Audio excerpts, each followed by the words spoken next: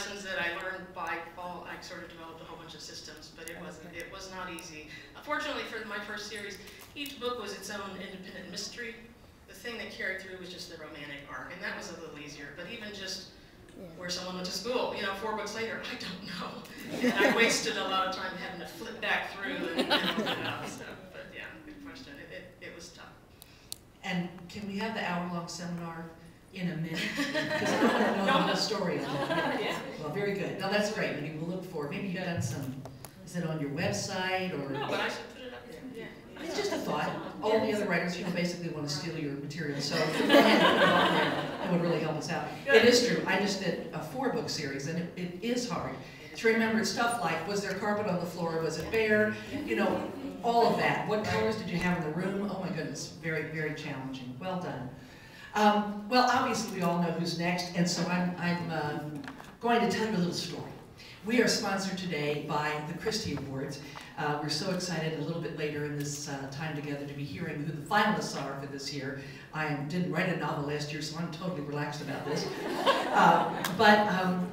When my first historical novel, Thorn in My Heart, came out, I have to confess to you, I hope all the other writers will understand, this book was such a book of my heart. It took 7 years to write that I just was hoping that I might just be a finalist. I didn't expect to win, but oh Lord, couldn't I just be a finalist? Just as a little, yes, you're doing good. And I wasn't. And that was so hard.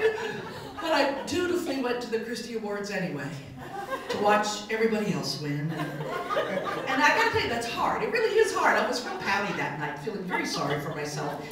But God is so good. He is so faithful, and he knows just how to comfort us. Jim Bell, just a brilliant and funny guy. James Scott Bell was the MC for the night. And you may remember this, Jerry. He did this shtick about pairing 2 writers who write very different stuff together to create a new genre. And he thought you and I should write a book called Thorn in My Left Behind. I thought it was hysterical, of course.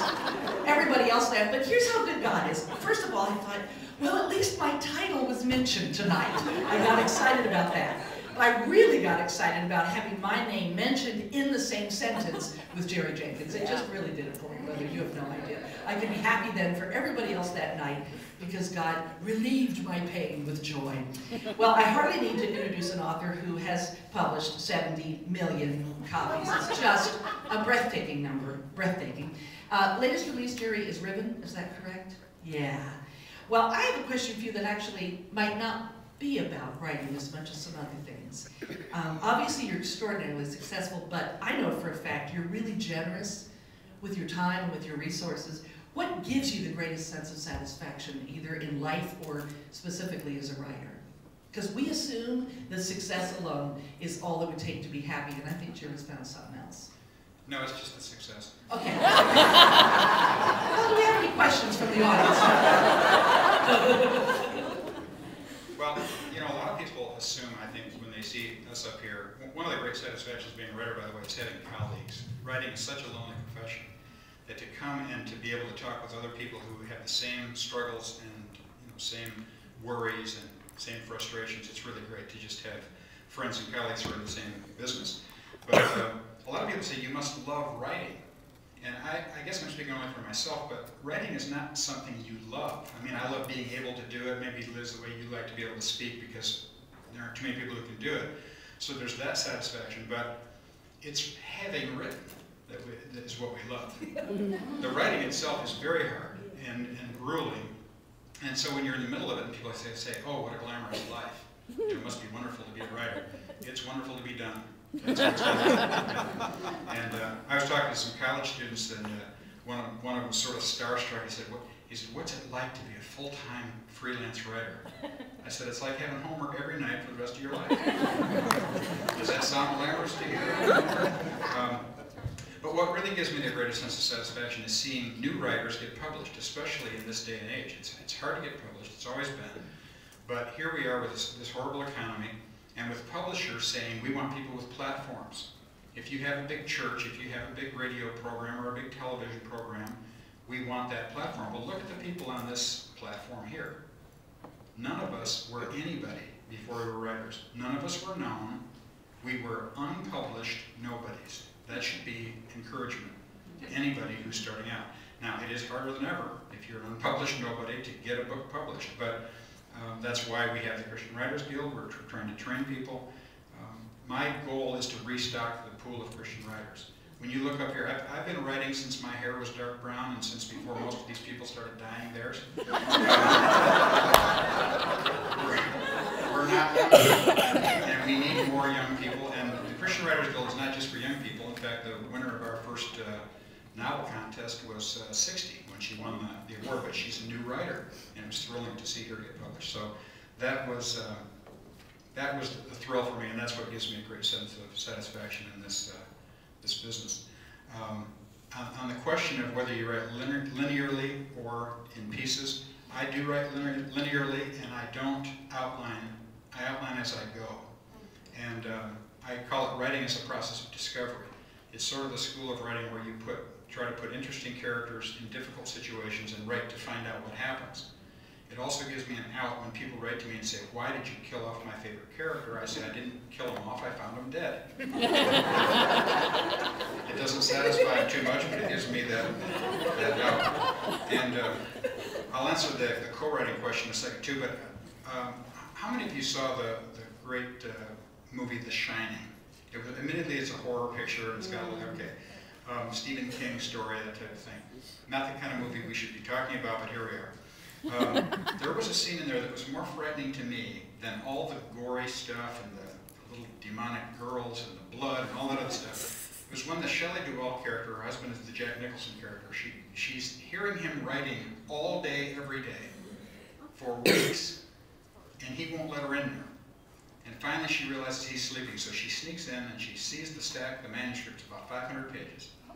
And she looks at the pages and starts thumbing through them. And every page is single-spaced, and all it says is, all work and no play makes Jack a dull boy. Over and over and over again. Now, let me tell you how crazy writers are. I found that a very scary scene, obviously, because here this poor guy, obviously he's crazy, right? But I couldn't help thinking as a writer, it's going to take some work, but he's got a lot done.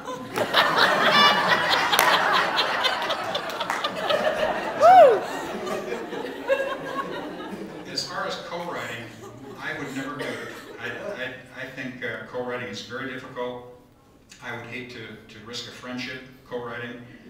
I don't think I couldn't co-write fiction. I admire the fact that, or maybe I could with Jeanette. I mean, she'd be wonderful to work with Davis, but I'm not going to try that. I don't want to risk the friendship. The reason I think that the Dr. LaHaye and Jerry Jenkins tandem works is because he's a nonfiction writer who doesn't want to write fiction. And when we write, I'm doing the writing. So he's the expert. It was his idea. He's the theologian and scholar. When I have a question theologically, I defer to him, and he defers to me on the writing, and so it's worked out really well that way. Yeah, I'd say it's worked out exceptionally well. Any questions for Jerry? Yeah? Actually, I have a question for all of the speakers. Where do you come up with your different ideas, settings, and characters? I mean, if you live in one area, then like Terry writes about the swamps. I mean, she wants settings in, small community towns, and then you give different personalities. One's an introvert, and one is the go-getter or something. Where do you generate these different and research your information to be accurate? Boy, that's a long answer. Jerry, I'm going to let you answer that and let you kind of speak for all of us, and then down the line, if somebody wants to throw in another thing, we'll come back to it, but go ahead. We make it up. There you go.